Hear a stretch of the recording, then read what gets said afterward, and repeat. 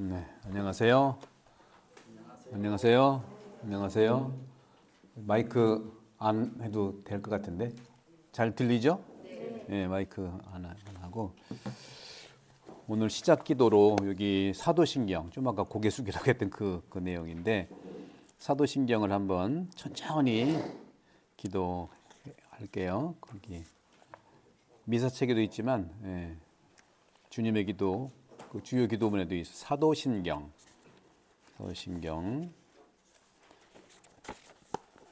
여러분 우리 교우들도 안 하는데 사도신경을 해보겠습니다. 자, 성호경을 글게요. 보시고 천천히 시작. 성부와 성자와 성령의 이름으로 아멘. 아직 소리가 안 난 것 같아. 다시 한번 해볼까요? 좀 쑥스럽지만 익숙하지 않지만 한번 해봅시다. 성부와 성자와 성령의 이름으로 아멘. 사도신경 십자표를 미사 때 제가 먼저 하면 그 다음에 같이 큰 소리로 한번 해봅시다. 전능하신 천주 성부 천지의 창조주를 저는 믿나이다.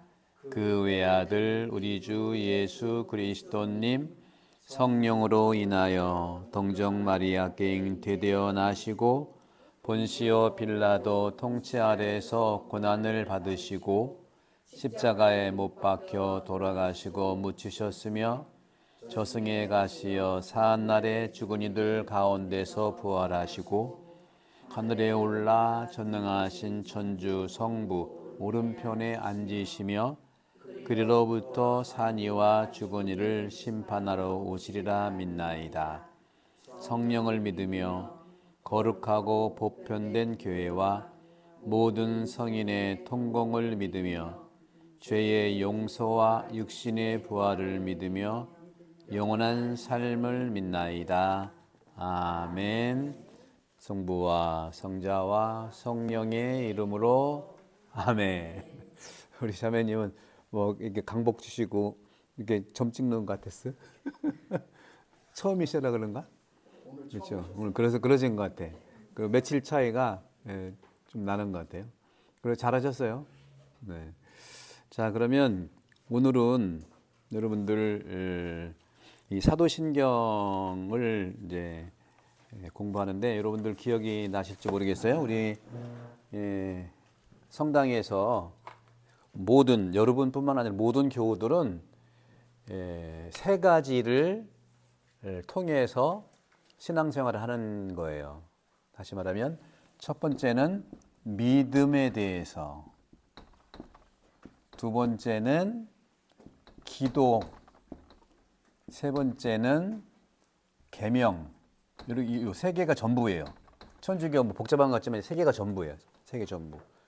하나만 믿고 두 개가 없다. 또 요거만 있고 두 개가 없다. 사이비가 될 농구가 짙어요. 사이비들이 다 그래요. 이 세상에서 종교가 생겼다가 사라지는 사이비 종교들 많잖아요. 하나만 열심히 해서 그래. 하나만. 네. 그래서 중요한 거죠. 세 가지를 잘 균형 있게 하는 건데 믿음은 지금 우리가 기도했던 사도신경을 다 그 안에 있는 거예요. 사도신경이 다 있는 거는. 믿음에 대해서는. 이걸 이제 보통 우리는 믿을 교리라고 그래요. 교리라고 하는 거니까 믿을 교리. 믿을 교리. 두 번째 기도는 7개의 성사가 있어요. 7개의 성사. 축복이죠. 7개의 성사가 있어요. 이것은 여러분들 성당 안 다니셨지만 뭐 은총, 은혜 이런 거 다 아시죠? 그 은총을 받는 축복의 7가지 기도가 있는 거예요. 은총을 받는데. 그 7가지가 기도가 바로 우리는 성사라고 하는 거고 여러분들이 지금 준비하는 게 가장 첫 번째로 세례성사. 세례성사를 받기 위해서 이 6개월을 준비하는 거예요. 그래서 중요한 건 여러분 세례를 받으러 오셨잖아요. 그죠? 세례를 받으러 오셨는데 지금 우리가 하는 것은 요 전반적 세 가지를 6개월 동안 배우기 위해서 1시간 1시간씩 매주 오시는 거고 미사하는 거죠. 그래서 이 세례를 받기 위해서 그런데 여러분들이 주일에 오셔가지고 1시간 교리하시죠, 그죠? 1시간 교리는 이거 다 배우는 거 6개월 동안. 그리고 교리 받은 다음에 어디 가요? 미사잖아요, 맞아요. 미사도 우리가 미사라고 하지만 기도라는 차원에서는 성체성사라고 하는 거예요. 성체성사. 나중에 다 말씀드릴 거예요. 이걸로 7개의 하느님의 축복을 받는 기도예요. 그리고 그래서 이건 이제 그 성사편이라고 해요. 성사편. 그다음에 계명편이라고 하는 건 뭐냐면 이것은 구체적으로 지킬 계명이에요. 지킬 계명.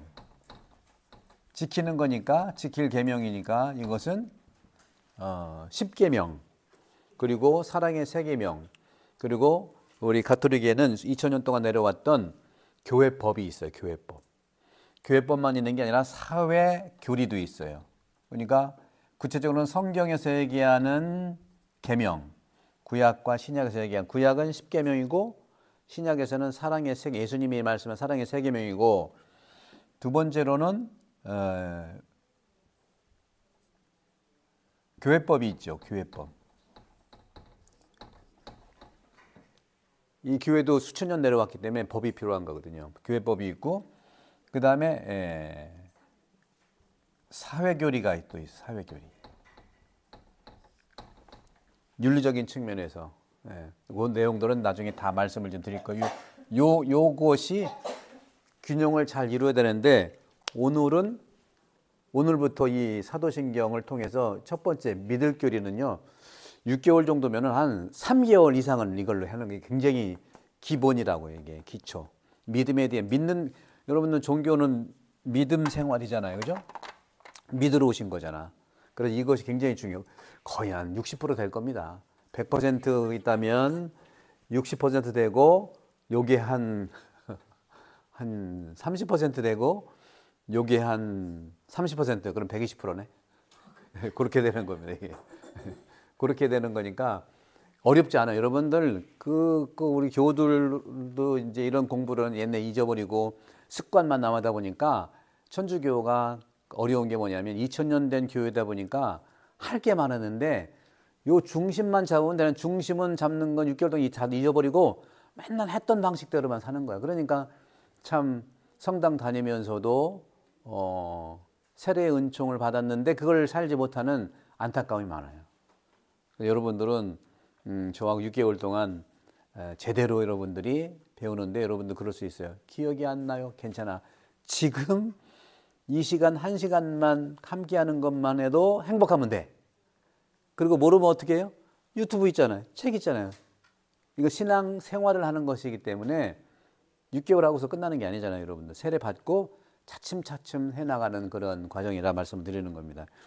그래서 이제 1번에 믿을 교리에 대해서 말씀을 드리는데 믿을 교리, 믿음에 대한 내용은 조금 전에 기도했던 사도신경에 다 있는 거예요. 이거를 우리가 이제 믿음에 대한 얘기를 하는 건데 한번 보시면 거기 한번 보시겠어요? 그거? 거기 이제 사도신경을 보시면 사도신경에 뭐라고 있냐면은 여러분 기도했을 때 전능하신 뭐라고 그랬죠? 천주 성부 그 다음에 천지의 창조주를 저는 믿나이다. 그러니까 내가 믿는 걸 고백한, 그러니까 내가 믿는 걸 얘기하는 거예요.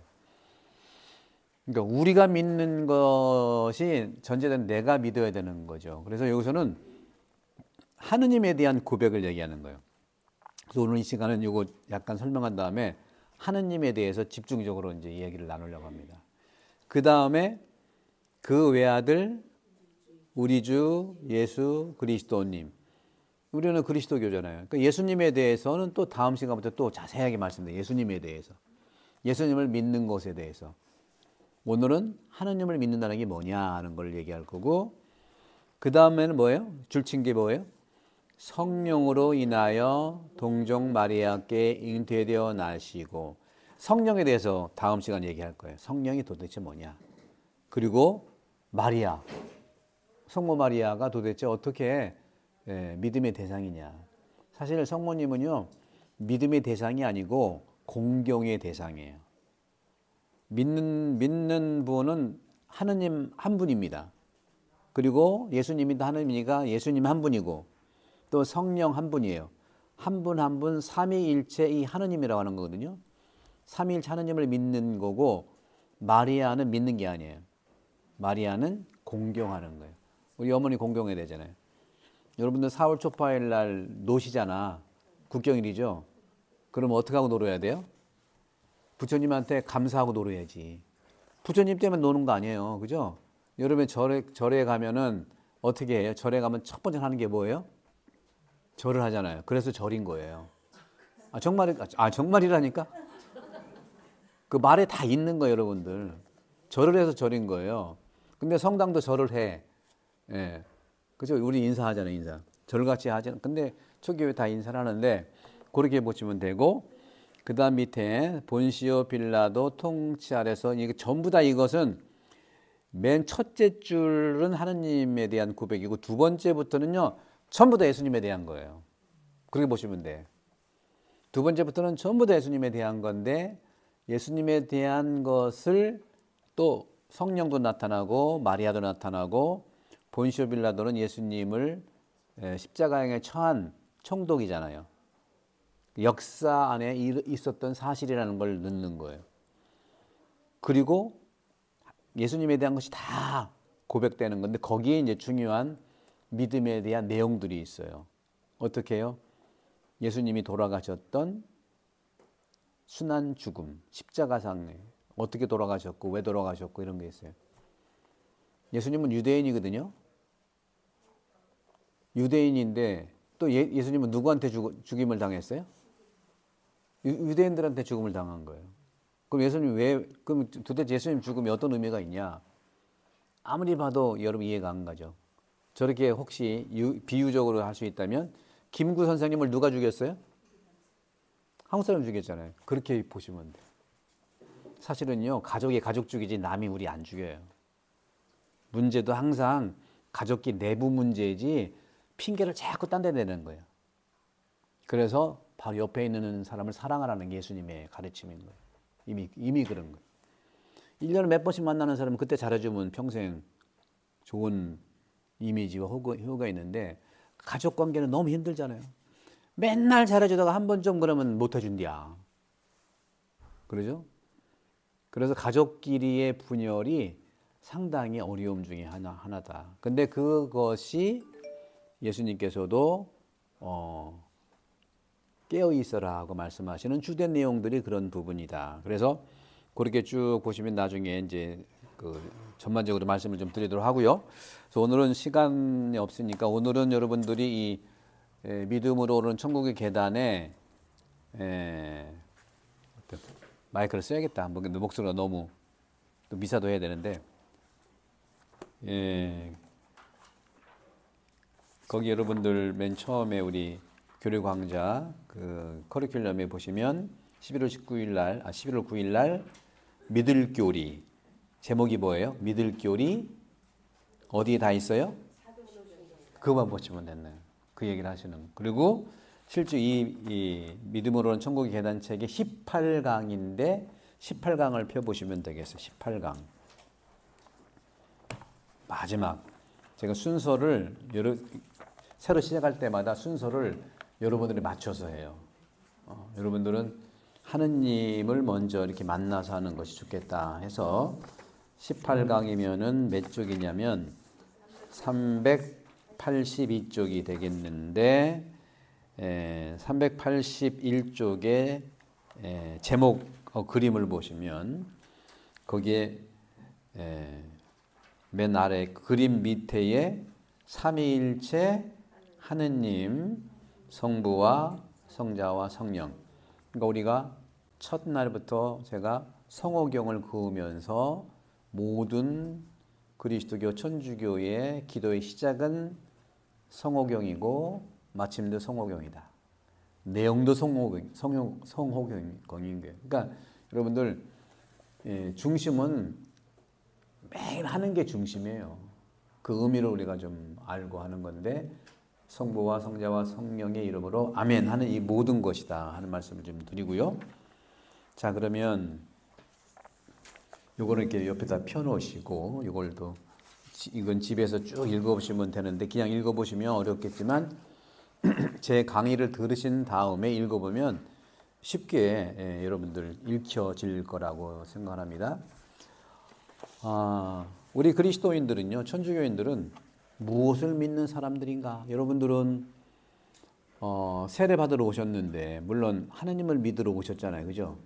예수님도 믿으러 오셨잖아요, 그죠? 근데 오시기 전에는 누굴 믿고 살았어요? 여러분들은 무엇을 믿고 살아왔습니까? 아니면 누구를 믿고 살아왔습니까? 있는 그대로 말씀하시면 돼. 여기 이건 문제도 아니고 대답 못 듣다고 잘라놓은 그런 거 없어. 여러분들은 누구를 믿고 또 무엇을 믿었고 누구를 믿었을까?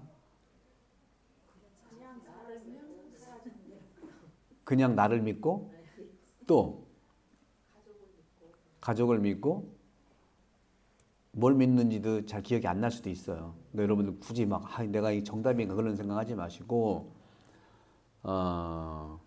오늘 이 시간부터 시작해서 나에게 믿음의 대상은 누군가? 믿음의 대상. 그러니까 다시 말하면 주일마다 우리가 오셔서 이 사도신경을 기도하잖아요, 그죠? 기도하는 이 사도신경에 믿음을 고백하는 모든 대상들이 있다고 그랬잖아요, 그죠? 하느님 계시죠. 그 다음에 예수님이 전부인데 나머지 성령도 마찬가지고 마리아라든가 또 그 안에 나타난 여러 가지 용어들이 있어요. 이게 다 믿음의 내용들이거든요. 그런 식으로 구체적으로 여러분들은 이제 믿음에 대해서 구체적으로 여러분들의 감각을 키울 거예요. 지금까지 여러분들은 믿음 생활에 대한 경험이 없이 성실하게 살아오셨어요. 그러니까 어떤 면에 봐서는 내 힘으로 살아왔다는 거죠. 그러니까 얼마나 힘들어. 근데 누가 도와주면 좋잖아요. 그죠? 특히 성당은요, 3가지의 경험을 하는 집이에요. 첫 번째, 위로받는 집이에요. 두 번째는 치유받는 집이에요. 이거 중요한 건 써놓아야 되는데, 이거 책이 없는 말이에요. 이거 굉장히 중요한 말인 거예요. 여러분들 들을 땐 좋지만 내 걸 만들어야 되니까 위로받는 집. 두 번째는 치유받는 집. 세 번째는 사랑받는 집이에요. 이런 집을 여러분들 경험도 하셨을 겁니다. 집에서도 여러분들이 남편이나 가족들 이렇게 하신 거예요.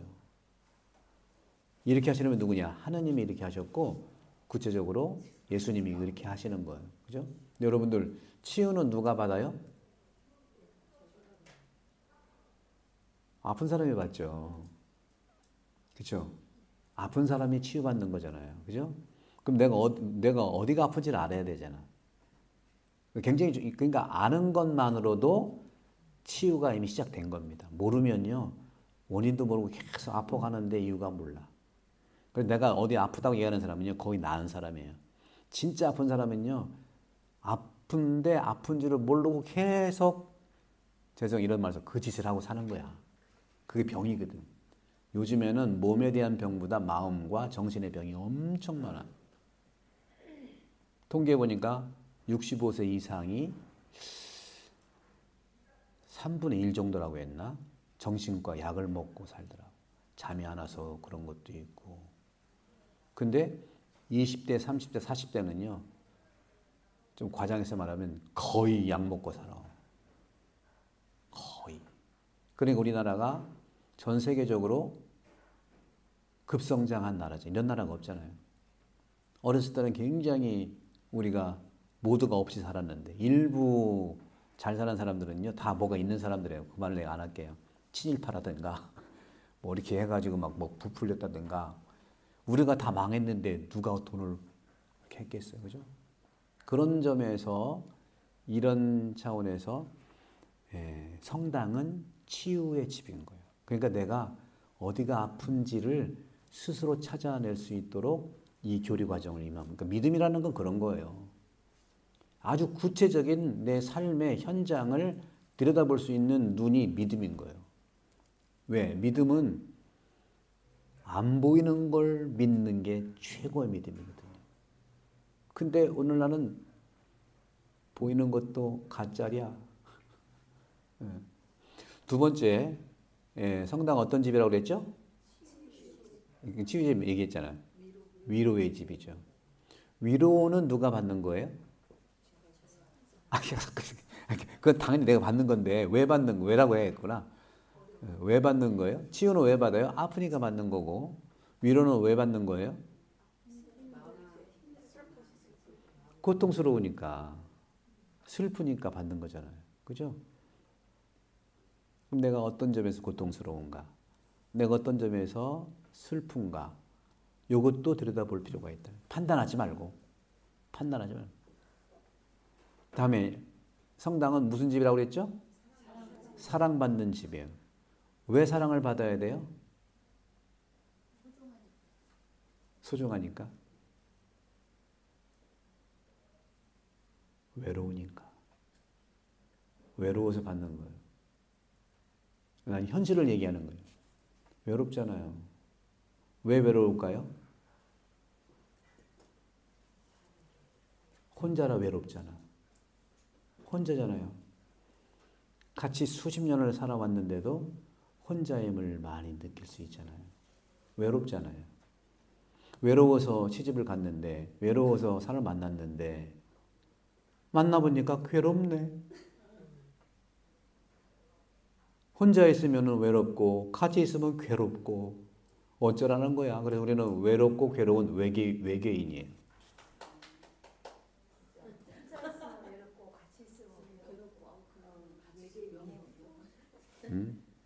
저는 이거 수십 년부터 했던 얘기고, 그래서 내가 그 사실을 좀 바라보면서 혼자 있어도 외롭지 않고 함께 있어도 괴롭지 않는 바로 그분을 만나자. 그러면 그분을 통해서 내가 치유되고 위로받고 사랑받음으로써 내가 또 치유를 해줄 수 있고 위로해줄 수 있고 사랑할 수 있는 사람이 되는 거예요. 그러니까 아팠던 사람이 치유자가 되고요. 고통스러웠던 자들이 위로자가 되는 거고요.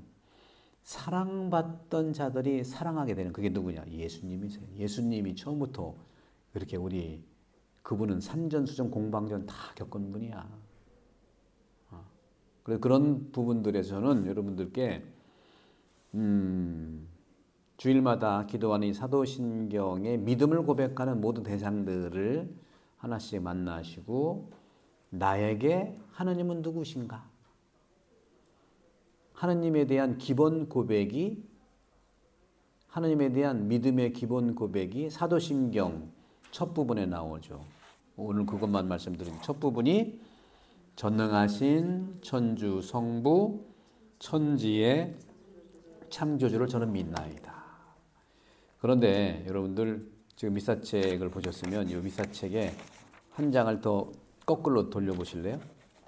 이 미사책 있으면은 사도신경 바로 직전에 신앙 고백이라는 데가 있는데 길게 된 거예요. 길게. 신앙 고백. 엄청 길죠? 그거를 한번 제가 읽어볼게요. 자, 보세요. 8쪽에 있어요. 미사통상문 8쪽에 있어요. 8쪽에 있는데 밑에 신앙 고백. 한 분이신 하느님을 저는 믿나이다. 전능하신 아버지, 하늘과 땅의 유형 무형한 만물의 창조주를 믿나이다. 이거는 이렇게 길게 고백을 했어요. 이게 325년과 381년에 두 개의 공의회, 니케아 공의회와 콘스탄티노플리스 공의회 두 공의회에서 사도신경만으로는 부족하니까 사도신경은 사도들이 예수님에 대한 고백이었지만 이 그리스도교가 지금 2000년 이상 이렇게 문제는 있었지만 사라지지 않는 것은 하느님의 이러한 사랑과 인간의 믿음을 아주 체계화하고 삶을 검증하고 노력하고 해서 오늘날까지 온 신앙의 원리가 바로 니케아 콘스탄티노플 신경인데, 이거 너무 길어가지고 주일날 우리 천주교 신자들은 강론 길게 한 것도 짜증내고 뭐 왜 이렇게 안 끝났냐고 하고 참 무지하기가 그지가 없는데, 그러고 신앙을 생활하기를 참 바라는 건 그게 바로 욕심이거든요. 동방교회는 그게 좋다는 게, 동방교회는 주일날 미사 4시간씩 해, 3시간. 근데 거기가 좋다는 게 아니라 왜 그렇게 해? 일주일에 한 번. 여러분들 일주일 하루가 24시간인데 한 7시간은 잔다고 하고, 그죠? 그러면 17시간 좋아. 다 치고 그냥 9시간 잔다고 그러고 15시간 곱하기 7 해봐. 몇 시간이야? 15시간 곱하기 7 하면은 7, 5, 35, 105시간이야. 그 105시간 중에 1시간 우리가 내 삶의 보물을 만날 수 있다면 그게 아까울까요? 근데 참 이렇게 계산하면 너무 여러분들이 시작부터 여러분들 들을 게 아니라 우리 기존에 신앙생활 하는 분들은 들어야 되는데, 허구한 날 우리 천주교 신자들은요, 일주일에 한 번 미사 오는 것도 버거워서 고해성사라는 게 있는데, 가장 고해성사를 많이 하는 죄가 주일 빠진 죄예요. 농담처럼 얘기하잖아요. 고해성사 볼 때 가장 많이 짓는 죄가 3가지. 순종의 진짜는 주일 빠진 죄, 2번째 남의 죄, 3번째 이밖에 알아내지 못한 죄. 자기 죄는 없어. 제가 이렇게 말하는 건요, 농담 반 농담 속에 뼈가 있다. 그러고서는 너무 기복적이에요. 천주교도 기복적인 게 많아. 개신교가 상당히 기복적이거든요. 근데 개신교는 말할 거 없어요. 왜? 성경을 기복적으로 하니까 그래도 좀 날 수 있다고 생각하는데, 천주교 사람은 성경도 모르고 기복적이니까 무진장. 여러분들 성당에 이렇게 오셔서 제 말씀 들으면 맞고 정말 그러네 하지만, 실제로 성당 교우들 만나보세요. 아주 여러분들 대실망일 거예요. 그러니까 그런 이웃들을 신앙의 어떤 도움으로 삼지 말고, 그분들도 구원받아야 할 대상인 거예요. 완벽히 알아서 성당 다니는 거 아니거든요. 완전을 향해서 다니는 거기 때문에 판단 중지가 굉장히 중요해요. 근데 그분들은 이렇게 6개월 동안 체계적으로 저한테 교육을 받을 기회가 없었고, 왜? 저는 본당 신분 처음 해보는 거니까. 그리고 오래됐기 때문에 잊어버리고 노력하지 않기 때문에 습관화된 것이 대부분 많아요. 제가 3년째 하고 있는데도 보세요. 지금 모임 하는데 밥하고 있어. 먹으려고. 썩어 없어질 밥만 찌릅다 하고, 이런 영적인 양식에 대해서는 관심이 없어. 참 미치고 환장할 일입니다. 내가. 여러분, 저는 있는 그대로 말씀을 드리는 거예요. 저는 예수님이 아니기 때문에, 예수님도 돌직구를 많이 날렸는데 예수님도 불의에 대한 바른 길을 제시할 수 있도록 제시를 해야 된다는 거죠. 물론 이해는 가요. 코로나 때 못 먹었어. 성당은요, 밥 먹는 데가 아니에요. 예수님의 말씀을 먹는 데지. 근데 말씀보다 밥에 참 희한한 게 뭐, 옛날 같으면 우리가 못 먹었으니까 하는데 지금도 그 습성이 있는 거예요. 썩어 없어질 양식에 그렇게 목을 매. 그리고 그만해야 돼. 내가 이건 교리가 아니라 네? 여러분도 듣기가 좀 거시기 하시죠. 저는 있는 그대로 말씀을 드리고 싶은 거예요. 숨길 일도 아니고. 그런 점에서 그래서 이 긴 신경에서 하느님은 한 분이시라고 그랬고, 그죠? 거기 보시면 한 분이신 하느님을 믿나이다. 나는 믿나이다. 중요한 게 나는 믿나이다요. 너는 믿나이다가 아니고 나는 믿나이다. 그리고 하느님을 전능하신 아버지라고 그랬어. 아버지. 하느님은 아버지예요. 여러분도 아버지 아시죠? 그죠?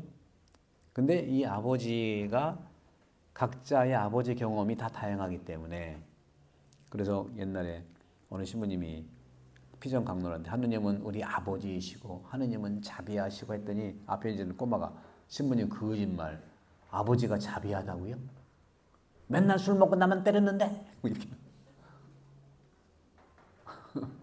그래서 그 아버지 체험에 따라서 신앙생활도 막 바뀌는 거예요. 그러니까 엄한 아버지 밑에 자랐던 분은 하느님도 엄한 하느님으로 우리가 느끼기 때문에 굉장히 두려움이 많아. 그 성당화도 좋은 말씀을 들어도 그것 잘 안 들리고 엄한 아버지에 대한 그런, 그러니까 여기서는 상징적으로 아버지라고 하는 거지, 우리 아버지가 엄마와 함께 사랑함으로써 내가 태어났잖아요. 그런 걸 얘기하는 거고, 아버지도 한편으로는 우리 시대 때는 어렵고 힘든 시대이기 때문에 그럴 수 있는 거예요. 그 이해를 해야 되지 않냐 하는 거죠. 그것을 바로 아는 사람이 그 고리를 끊어야 되잖아요. 모임 때마다 이렇게 밥을 해 먹는 것도 그걸 느끼는 사람이 끊어야지. 제가 끊었다간 저 투선하고 난리 날 거예요. 그거 밥 한 끼 가지고. 근데 저는 안 건드리죠. 그는 말은 해야 됩니다. 이 부분들이 정말 우리가 인간이 얼마나 아직도 욕망에 정말 이렇게 유혹을 당하는지 몰라. 먹는 게 사실은 중요하죠. 예수님도 먹다가 돌아가셨어요. 근데 사랑을 해야 되는 사람과 먹었지 우리끼리만 맨날 먹는 게 아닙니다. 예수님이 그 다음 시간에 계속 그런 말씀을 드릴 거예요. 광야에서 유혹을 당했잖아요. 마귀한테. 돌을 가지고, 그건 아시죠? 광야에서 40일 유혹을 당하고 단식을 40일 하는데 마귀가 와가지고, 그렇잖아요. 배고파가지고 막 돌이 빵으로 보일 텐데 이 돌을 가지고 빵으로 만들려고 유혹을 하잖아요. 예수님은 안 만들었어요. 못 만드는 게 아니에요. 안 만들어서 왜? 그렇게 의미 없는 기적은 베풀지 않아요. 만약에 가난한 이웃이 있다? 빵을 여러 개를 만들었을 거라고. 뭘로? 왜? 나누기, 사랑을 위한 빵을 나누는 거예요. 우리도 마찬가지예요. 음식은요, 사랑을 위한 음식을 나눠야 되는 거지. 부모님 여러분들이 자녀 키울 때 사랑의 음식을 해주셨잖아요. 또 그런 부분에서 이 복음에 대한 부분들을 우리가 잘 볼 수 있다 하는 말씀을 좀 드리고 싶고, 그 다음에 하늘과 땅의 유형무형한 만물의 창조주, 그러니까 창조주라는 거죠. 그래서 정리해보면 우리 사도신경에서는 또 니케아 콘스탄노플 신경에서는 전능하신 천주, 여기는 요약하지 성부는 아버지예요. 성부, 하느님 아버지, 하느님, 그러니까 하늘과 땅의 창조주, 이 두 개가 이제 우리가 아버지에 대한 고백이에요. 하나는 전능하신 아버지, 거룩한 아버지. 두 번째는 하늘과 땅을 만드신 창조주, 두 개. 아버지하고 창조주가 사도신경의 고백이고, 니케아 콘스탄노플 신경도 하느님은 몇 분이라고요? 한 분이라는 거. 그 다음에 아버지인데 전능하신 아버지예요. 그리고 하늘과 땅에 유용무용한 만물을 만드셨다. 이걸 내가 믿겠다. 그겁니다. 그래서 이것이 이제 전부인데 여러분들이 요 교재 여러분들 384쪽 보시겠어요? 믿음으로 오르는 천국의 계단. 거기도 이제 전능하신 창조주 하느님 아버지 이렇게 이제 제가 썼었죠. 거기에 보시면 여러분들 384쪽에 밑에서부터 그 바로 소제목 밑에 오늘날 신에 대한 물음은 세속주의로 치닫는 분위기에서 제기되고, 그러니까 뭐냐면 세속주의라고 하는 것은 뭐냐면요, 인간 중심이라는 거예요. 인간이 모든 거 다 만들 수 있으니까 하나님이 필요 없다는 겁니다. 자기 인간 스스로가 창조주처럼 살아가는 거예요. 다 만들잖아요. 못 만드는 거 없잖아요. 거의. 인간도 뭐 배야 만들어 가지고 뭐 하는 거고. 그래서 세상을 만드시고 인간 고통을 구하는 정말 다정한 따뜻한 아버지가 하느님인데, 오늘날 사람들은 서로 다른 새로운 하느님에 대한 암호를 자꾸 찾으려고 그래. 새로운 암호들을 전제로 어쩌면 절대자에 대해, 하느님에 대해서 새롭고 묻고 있는 것처럼 전 느껴져요. 원자탄이 하느님이고요. 그렇죠? 그리고 돈이 하느님이에요. 그리고 내가 하느님이라고 말하는 어떤 목사도 있잖아요. 하느님 까불면 죽어 이런 말도 하는 사람 있잖아. 말도 안 되는 말을 하고 있는 거죠. 그러면 이제 우리 그분들보다 우리에게 나에게 하느님의 암호가 어떤 걸까? 나는 하느님을 어떠한 암호로 궁금하게 살아왔는가? 다시 말하면 나의 삶을 지탱하게 했던 것은 뭐냐? 그게 이제 하느님의 암호일 수 있어요. 혹시 지금까지는 성실함이었을까? 아주 좋은 거죠, 그죠? 성실함. 또 사랑, 가족애. 그렇죠? 한국 사람들은 굉장히 성실해요. 그러니까 여러분들은 성당 오기 전에 종교를 혹시 가지고 계신 분 계신가요? 혹시 불교라든가 개신교 다녀보신 적이 있으신 분 계신가요? 어디 안 다녀보셨어요?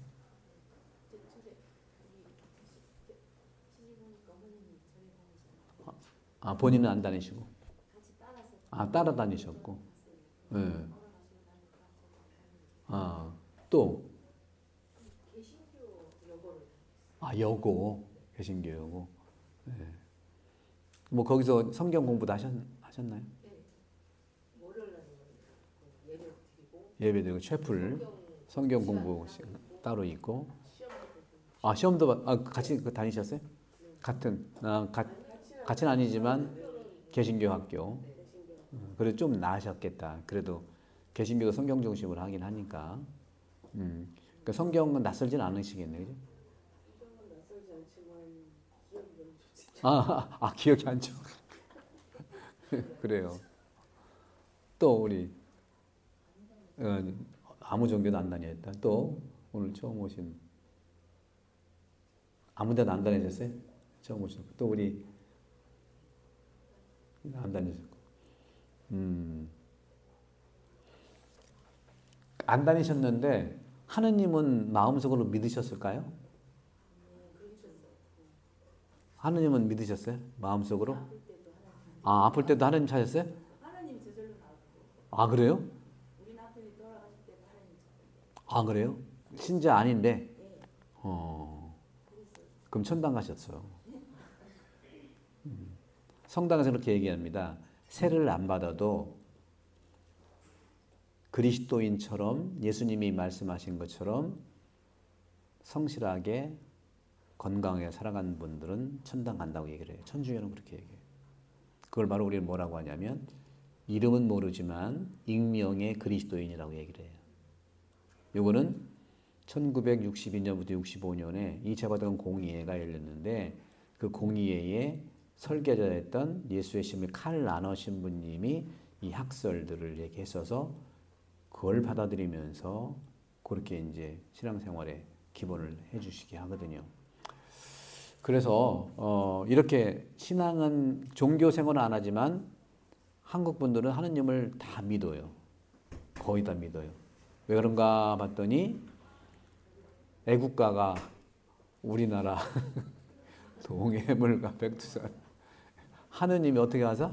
보호하사 이렇게 나오는 것이 아닌가. 이만큼 한국 사람들은요, 종교는 안 가졌지만 하느님을 믿는 그런 믿음의 사람들이라고 저는 이제 보는 거예요. 그래서 누군가는 정말로, 그러니까 아까 말씀드린 그 하느님, 신에 대한 암호들이 인생의 삶에서 각자가 이제 있었는데 그것이 궁금하잖아요. 아까 말씀드린 그런 전방 성실함, 또 사랑, 인내심, 겸손 이런 부분들이 하느님의 암호로 살았다고 볼 수 있고 또 한편으로는 하느님의 암호들을 돈으로 볼 수도 있고 권력으로 볼 수도 있고 내 주먹을 믿어라는 폭력으로도 볼 수도 있고 이렇게 권력을 욕망으로 볼 수 있는 거죠. 누군가는 나에게 하느님이 정말 필요할까? 그래서 어떤 사람은 인간만이 전부라 주장도 해요. 무신론자들이죠. 하지만 이것도 하느님께 대한 질문인 거예요. 자녀가 배가 고프다고 했을 때 사실 자녀가 배고프다고 했을 때 여러분 어떻게 알아들으셨어요? 음식의 배고픔도 표현하는 거지만 사실은 엄마 아빠 사랑을 배고파하는 것이라는 거예요. 그게 바로 신앙을 갖는 거하고 같은 거예요. 우리는 물질적인 것만 먹는 저 사람들하고, 제가 저를 욕하는 거 아니에요. 예. 그걸 모르고 있는 것에 대해서 저렇게 음식 만드는 거에 열중하듯이 우리가 자녀를 키울 때 먹여서 젖 먹이고 해 먹이는데 그게 가장 뿌리는 사랑 때문에 한다는 거예요. 그렇잖아요? 그러니까 아이가 우는 거는요, 배고파서도 울지만 엄마 사랑 때문에 우는 것도 있다니까. 반만해가는 것이 정말로 위험하다는 말씀 드리고 싶은 거예요. 그래서 이 태안 지역은 굉장히 어려운 지역이에요. 그런 점에서 돈이 많고, 그리고 자연이 풍부하고, 그리고 그래도 먹고 살고 서로 이렇게 믿음이 있었는데 언제부터 완전히 막혔냐? 우리나라 같은 경우에도 마찬가지로 우리나라는 IMF 때부터 전혀 안 믿어요.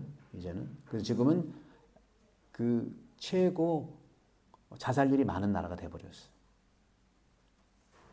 자살 우리 수십 년째 지금 1등입니다. 매년 죽어요. 공무원 죽죠. 교사 죽죠. 종교인도 죽어요. 다 죽어요, 여러분들. 여러분 주변에 자 한번 보세요. 여러분 가족 중에 안 죽은 사람이 있나? 목숨 그냥 끊은 사람이 엄청 많아요. 왜 그렇겠냐? 그 중에 하나가 저렇게 먹고만 살아서 그런 거예요. 정신에 대한 그 풍요로움을 못 느끼는 거예요. 그래서 저분들은 다행이에요. 정신에 대한 것을 잘 우리가 못 느끼고 그냥 습관되기 때문에.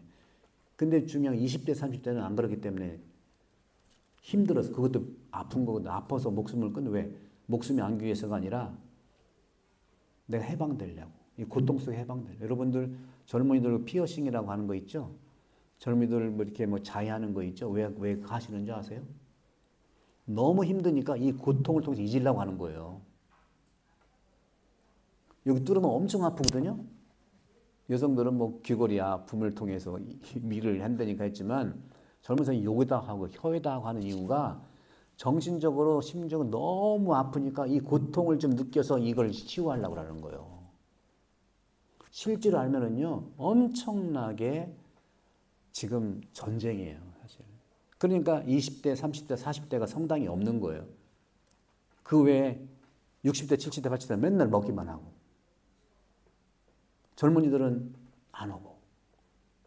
우리가 안 먹고 그거를 젊은이한테 나눠주면은 올 텐데. 성당에 오지 않는 이유가 제가 다 이게 하느님과 관계에 있는 거예요. 하느님은 사랑이시고 이루시고 치유시고 사랑이신데 자기들끼리만 커뮤니티 같은 형성을 해가지고 성당이 하느님 나라라는 게 안 보이는 자기들끼리의 먹고 사는 그런 것이 될 수밖에 없어요. 정말로 제가 예언하면은 앞으로 이런 식으로 살면 50년 후에 교회 사라집니다. 그리고 마땅히 사라져야 된다고 저는 생각하고요. 심하게 말씀하는 것 같지만 저는 그런 부분에서 학교에만 오래 있다가 현장에 한 7년째 나와보니까 그걸 느끼는 거예요. 그게 오늘 복음에서 맞아요. 성전, 자기의 그런 썩어 없어질 것만 찾는 성전을 허물어야 되는데 허물지 않고 계속 나만 잘 먹고 잘 살면 되는 거다. 복음에는 전혀 관심이 없고 복음은 모른다 하고 몇 년째 제가 3년째 했는데도 아무 관심이 없고 제가 했다고 바뀌라는 게 아니에요. 예수님도 3년 하다가 안 돼서 돌아가신 거거든요. 저는 그래서 여러분들 이렇게 지금 3분, 6분 오셨는데 6분은 저랑 항상 같이 가면 좋겠어요.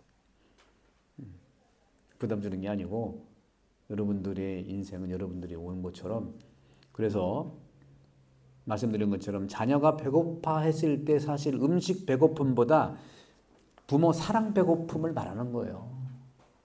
신앙생활도 마찬가지예요. 저 뭐 썩어 없어질 음식보다 주님의 썩어 없어지지 않은 영원한 생명의 말씀을 먹는 사람들 그분들이 공동체가 교회라는 거. 그래서 성경 역사와 철학 특히 형이상학에서 하느님관 신론의 발전은 존재론에 내가 있냐 없냐 그런 물음인데 구약 성경에서부터 제가 이제 시간이 없지만 지금 아까 좀 늦게 시작해서 10시 한 한 5분까지 한 더 해볼게요. 해보면 쭉 한번 들어보세요. 여러분들 책은 이제 집에 가서 읽어보시고 요거를 한번 제가 준비한 거니까 한번 제가 빨리 한번 저는 읽는 건 좀 그렇지만 시간 없으니까 제가 한번 읽어볼 테니까 한번 귀 쫑긋 세워서 한번 들어보시고 또 유튜브 찍으니까 한번 다시 들어보시면 구약 성경에서 이스라엘은요 하느님을 하늘과 땅을 창조한 분으로 고백해요. 창세기죠. 그래서 이스라엘 백성이 자유와 해방을 인간 구원을 위해서 인간 구원을 위해서 역사 안에 기꺼이 가까이 오시는 분이 하느님이세요. 우리가 하느님한테 가는 게 아니에요, 여러분들. 하느님 만나러 가자 하는 다 사이비들이야. 하느님은요 나한테 오는 분이지 우리가 가는 게 아니라니까. 성경이 다 그런 얘기예요. 사이비들은 자꾸 어디로 가재. 돈 뺏고 땅 뺏고 다 뺏어. 하느님은 이 땅은 내 안에 오셨고 그래서 임마누엘이거든요. 그런 부분들이 있고 그래서 구약성경은 모세오경의 이러한 이스라엘 해방 역사에서 믿음의 백성인 나에게 하느님을 역사와 해방의 주님으로 고백하는 거예요. 다시 말하면 탈출기 3장 15절에 모세가 이제 이스라엘 백성 구하러 가니까 당신 이름이나 알아야 되는데 당신 이름이 뭐예요? 사실 하나님 이름이 없는 분이에요. 나는 있는 나다 하고 얘기하니까 그게 야훼가 된 거예요. 야훼는 그냥 야훼가 어떤 뜻이냐면요. 여기 그 볼펜이 있으면 볼펜 굴리면은 쭉 돌다가 끝에서 어떻게 돼요? 떨어지잖아요. 그게 야훼예요. 떨어진다는 게 야훼의 뜻이에요. 그럼 누가 떨어지냐? 고통받고 있는 백성한테 떨어지는 거예요. 함께 한다는 뜻입니다. 비동사로 떨어진다가 야훼라는 뜻이에요. 그래서 임마누엘도 같은 의미예요. 임마누엘도 God with us. 우리와 함께 하시는 하느님. 하늘에 계시는 하느님은 탈출기에서 당신의 백성이 이집트에서 노예로 고통 속에 울고 당신을 부르짖는 소리를 들으시고 굽어보시고 모세를 통해서 해방하신 주님이세요. 이렇게 신약에서 결국에는 새로운 모세의 완성인 예수님을 통해서 우리를 구원하러 오시는 거죠. 그리스도교는 오는 종교예요. 가는 종교 아니에요. 자꾸 어디 가려고 하면 오시는 주님을 우리가 마음만 열면 되는 거예요. 마음을 여는 게 믿음인 거예요. 근데 그 문고리는 밖에 있지 않고 내 안에 있기 때문에 내가 열어야 돼. 누구도 열어줄 수 없어. 오히려 열어주면은 그것이 습관화가 돼요. 그래서 나에게 지금 고통받는 이집트는 어디였을까? 이집트는요, 내가 지금 고통받는 그곳이 이집트인 거예요. 지금 내가. 기쁜 곳이 어디였을까? 기쁜 곳이 바로 가나안 땅이고 기쁜 곳이 우리가 영원히 살 하느님 나라거든요. 그런 점에서 그곳에서 하느님께 부르짖고 기도하면 내 소리를 들어주시고 구원으로 이끌어 주셔서 자유 해방을 주신다는 것이 하느님이라는 거. 그게 전능하시고 자비로우신 아버지예요. 세상을 만드신 분. 여러분들이 자녀를 만들었는데 그런 의미에서 여러분들도 하느님의 모습인 거예요. 만들었잖아요. 결국은 어떻게 만든지도 모르고 만들었잖아요. 그래서 하느님으로부터 왔다는 건데 또 한 가지 하느님은 당신 백성에게 우리에게 이스라엘을 통해서 그래서 우리에게 삶의 방향을 선물해 주세요. 그럼 구약에서 삶의 방향은 뭐냐? 레위기 11장 44절에 나는 너의 하느님이다. 내가 거룩하니 너희도 자신을 거룩하게 하여 거룩한 사람이 되어라. 그러니까 구약의 메시지와 방향은 야훼인 내가 거룩하니 너희도 거룩하라고 하는 것이 구약의 가치예요. 거룩한다는 거. 근데 신약은요. 이걸 가지고 종교에서도 많이 또 울겨 먹었어. 거룩하게 해야 된다면 돈 내라고 하죠. 거룩하게 땅 내라고 해가지고 얼마나 사이비가 많은지 몰라요. 정말 나쁜 종교들이 엄청 많았어요. 그래서 예수님이 신약에서는 이것을 뛰어넘는 완성이 뭐냐. 하느님은 사랑이시니까 서로 사랑하여라. 이게 신약의 방향이에요. 구약의 방향은 거룩하라는 거. 신약의 방향은 사랑하라는 거예요. 그러니까 성당이 거룩한 것만 강조해 사랑이 없다? 성당 아니죠. 자기들끼리만 맨날 배부르게 거북하게 먹는다. 거북한 것이 사랑은 아니에요.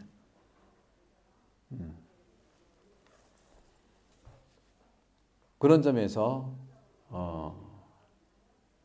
나를 위해서 우리를 향해서 오시는 하느님을 우리가 경배하는 거다. 그것이 이제 구약의 파스카, 홍해를 넘고 시나의 광해 고난 여정에서 해방하시고 자유를 주시는 하느님을 체험하는 것이죠. 그럼 언제부터 그럼 이스라엘이 요즘 이스라엘 맨날 전쟁 터잖아요. 전쟁 싸움이잖아요. 이스라엘이 뭐 평화의 나라가 아니잖아요. 전쟁의 나라지. 그럼 언제부터 이스라엘이 오늘날까지 평화가 아니라 전쟁의 나라가 되었을까? 우리도 마찬가지예요. 가정을 꾸리고 살아가면 평화의 가족인데 어느 순간부터 전쟁의 가족이 될 수도 있잖아요. 그죠? 괴롭고. 요즘에 얼마나 이혼이 많고 또 그런 현실들이 많습니까? 혼자 사는 사람이 대부분이고 같이 있어도 그냥 살고 전쟁이잖아요. 이 평화가 아니라 전쟁의 나라가 되었을까? 본디 구약의 이스라엘은요, 지금까지 그들 역사에서 보았듯이 왕 제도가 없는 나라예요. 구약에서는 왕이 없어요. 왜? 왕이 하느님이기 때문에 그래요. 그러니까 왕 제도가 없는 하느님은 왕의 나라인데 이웃 나라의 왕이 사람인 것을 보고 하느님께 만들어 달라고 떼를 쓴 거예요. 분명 이로 인해서 전쟁이 끊이지 않을 것이고 분명히 경고를 했는데도 해달라고 해서 해준 거예요. 자식 잃은 부모 없잖아요. 그래서 하느님도 제도를 만들어줬어. 그게 이제 다윗 왕이고 그 전에 이제 사울이지만 그 다음에 솔로몬 이렇게 나왔는데 결국에는 그때부터 전쟁이 시작됐고 남과 북이 분열되고 결국에는 기원전 586년에 이스라엘이 완전히 씨가 말라가지고 바빌론으로 유배를 간 거예요. 고통과 고난의 시기를 보냈어요. 나라가 그때부터 없어요. 다시 고려칙령으로 해서 귀환해 왔는데도 로마의 제국으로 압박받아가지고 계속 나라 없는 삶을 살다가 현대 국가로 재건국된 게 1948년 5월 14일. 그 버릇을 못 느끼고 계속 전쟁하잖아요. 지금도. 화약고가 되잖아요. 팔레스타인 막 때리고 뭐 가자지구 때리고. 그래서 구약은요 전쟁의 역사예요. 전쟁의 역사. 신약은 사랑의 역사. 신약 성경에서 하느님께서 아들 예수 그리스도를 통해서 이스라엘과 옛 약속, 구약. 그러니까 유대인들은요 구약 성경을 옛 약속이라면 기분 나빠하죠. 그러나 그리스도교는 그 구약을 완성하는 것이다. 구약이 나쁜 게 아니라. 그래서 우주의 보편적 그리고 충만한 자유 해방을 실현한 것이고 결국 신약 성경은 예수 그리스도께서 하느님 창조의 근거이고 의미이며 목표임을 믿음으로 고백한다는 거죠. 이제는 구약은 하느님이 주인공이었지만 신약은 그리스도를 주인공으로 하느님이 그리스도로서 살아가시는 거예요. 그럼 지금은 신약 성경이 아니죠. 지금은 누가 주인공이냐? 성령이 주인공이세요. 성령. 그래서 구약은 하느님의 시대, 신약은 예수님의 시대, 지금은 성령의 시대. 그러면 나는 어떤 시대에 하느님을 믿고 살을까? 하느님, 예수님, 성령, 삼위일체 하느님을 믿고 사는 거예요. 이렇게 하느님께서는 피조물인 세상과 사람들을 평화롭게 살도록 지탱하고 이끌어가고 당신의 구원 계획을 실현시킵니다. 그 섭리가 바로 하느님의 구원 계획인데 하느님의 지혜와 사랑으로 우리를 이끌어 궁극적 해방과 구원, 고통 속에서 위로주고 아픔 속에서 치유해주고 외롭고 괴로운 속에서 사랑을 주는 예수 그리스도를 통해서 하느님께서는 예수님을 불러주셔서 우리 인간을 사랑하셨다는 거죠. 그런 점에서 저는 이제 여러분들 이것을 제가 이제 요약해 드린 거고, 여러분들 요 책 390쪽, 요 믿음을 부른 390쪽, 391쪽, 역사의 하느님, 해방하신 하느님 다 지금 말씀드린 거예요. 그렇게 하고 나머지 하느님 천사 악마는 이제 다음에 하고 396쪽을 보시면 세상을 살리는 생태를 살리는 하느님이세요. 우리나라가 왜 이렇게 전 세계적으로 기후변화라든가 지구가 아프고 한 것은 누구냐? 인간이 죄를 지어서 그래. 인간이 맨날 저렇게 먹고 쓰레기 버리니까 오늘 잘 만났네. 저게 표시가 돼가지고 맨날 먹고 쓰레기 버리니까 나 지구가 이렇게 되는 거예요. 옷도 맨날 버리니까 막 이렇게 저는 제 자랑이 아니라 이 옷이 수단인데 이게 신학생 때 입던 옷이에요. 86년부터 입었어요. 거의 40년 입어. 안 떨어져. 이게 즐겨서 그런가. 너무너무 쓰레기가 많아. 그래서 지구가 아픈 거고 기후변화 결국은 우리한테 다가오는 거거든요. 그 가톨릭 교회는 이 자연과학과의 대화가 필요하고 3000년의 오랜 전통과 역사 안에서 더디게 가긴 해요. 가톨릭이. 그런데 2차 바티칸 공의회가 1966년에 끝났으니까 50년 됐거든요. 65년에 끝나서 50년 됐는 60년 됐는데 그 2차 바티칸 공의회 사목헌장 36항에서 이렇게 말하고 있어요. 만물에 부여된 자연 법칙과 질서를 존중해야 하며 자연과학의 고유한 방법을 인정하고 이를 통해서 독자적인 진리 탐구에 적극 동의한다. 특별히 2015년에 돌아가신 프란치스코 교황님께서 찬미받아서 생태회칙을 내므로써 이 분야에 괄목할 만한 가톨릭 교회 가르침을 주신 거예요. 다행이에요. 그래서 저는 세상을 살리는 것은 뭐냐?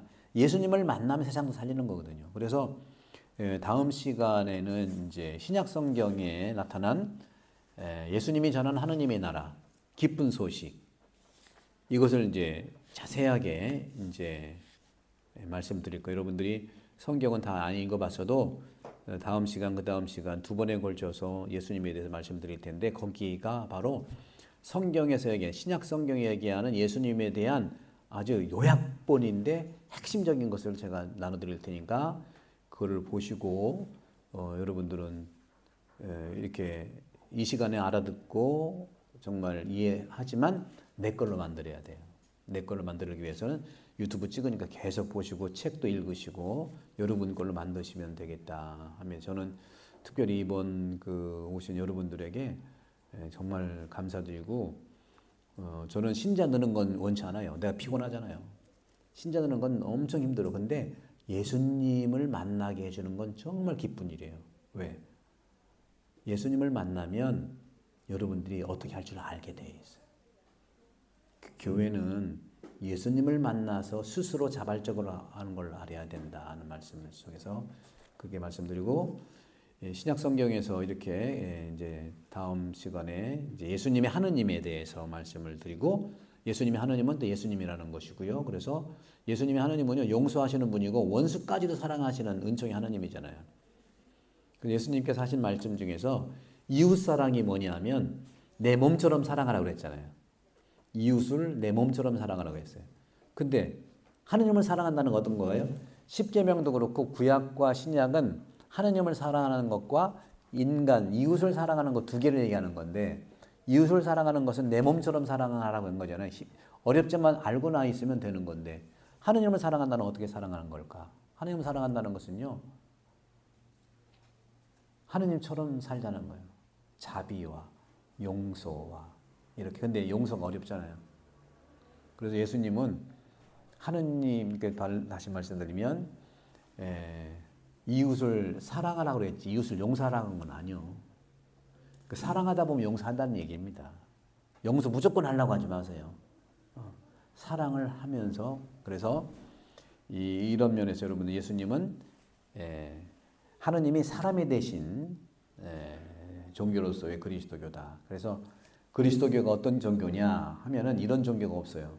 불교도 그렇고 이슬람도 그렇고 천주교, 그리스도교만이 독특한 것은 뭐냐면 하느님이 사람이 되신 종교가 천주교예요.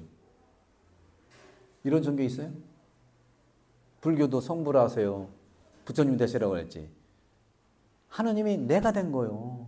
그래서 여러분 영성체 하는 것도 예수님이 된 몸을 내가 먹으면서 내가 하느님의 내가 됐으니까 나도 하느님이 되는 거거든요. 그래서 그런 부분들을 좀 보시면서 다음 시간에 또 나왔던 11월 16일 날 제 거기 요 책에 4강, 5강, 이제 5강, 5강, 6강일 테니까 한번 보시고 성호경으로 마치도록 하겠습니다. 성부와 성자와 성령의 이름으로 아멘. 수고하셨습니다. 감사합니다.